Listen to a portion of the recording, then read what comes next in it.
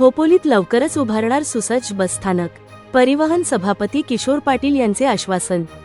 खोपोलीत नगर परिषदेच्या city bus स्टँडच्या दुरावस्थेबाबतचे वृत्त प्रसिद्ध होताच प्रशासकीय पातळीवर वेगवान हालचाली सुरू झाल्या आहेत। परिवहन सभापती किशोर पाटील यांनी या समस्येची गंभीर दखल घेत तत्काळ ॲक्शन मोडमध्ये काम सुरू केले आहे।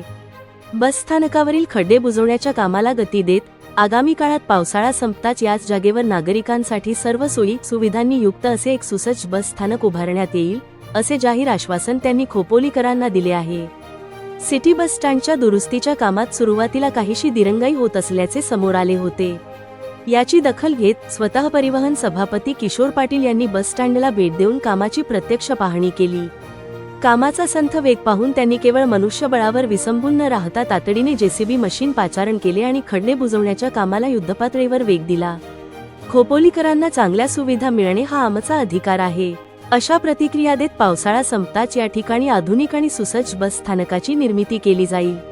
या संदर्भात नगर प्रशासनाच्या सर्वसाधारण बैठकीत सविस्तर चर्चा झाली असून या प्रकल्पाला गती देण्याचे निश्चित झाले आहे, अशी माहिती सभापती किशोर पाटील यांनी दिली। तसेच खोपोली शहरातील चिंचवली, लवजी, शेडवली, मोगलवाडी आणि काटरंग यांसारख्या दुर्गम व बाहेरील भागांमधील नागरिकांची वाहतुकीची कोंडी फोडण्यासाठी त्यांनी मोठी घोषणा केली। या भागातील प्रवाशांना मुख्य प्रवाहात आणण्यासाठी सातत्याने एक फिरती मिनी बस सेवा सुरू ठेवली जाईल, ज्यामुळे सर्वसामान्य नागरिकांना हक्काची आणि सुलभ परिवहन सेवा उपलब्ध होईल, असेही त्यांनी स्पष्ट केले।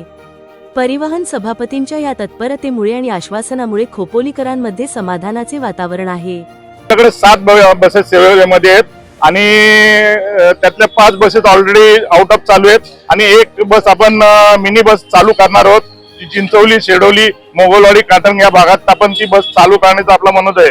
ही एक आपली चांगली संकल्पना आपण राबवणार, प्रॉपरली काम करत आहोत। त्याचं आमच्या नगराध्यक्ष प्रथम नागरिक खोपोलीचे कुलदीपजी शेंडे यांच्या आदेशानुसार आणि याच्याकडं जे आता जीएसबी टाकलेली आहे ती आपण प्रॉपर हे करत होतो, पाणी पडतोय त्याच्यामुळे ते राहिलं होतं। आता पुन्हा हे करून ते व्यवस्थित करतोय, म्हणजे मॅन्युअली पण करतोय आपण। एक 10-15 मिनिटात आपली जेसीबी पण येऊन जाईल। जेसीबी आल्यानंतर ती व्यवस्थित म्हणजे पूर्ण खड्डे पूर्ण बुजवले जातील। आणि विशेष म्हणजे हा एसटी स्टँडचा पण विषय आम्ही मीटिंगवरती घेतलेला आहे।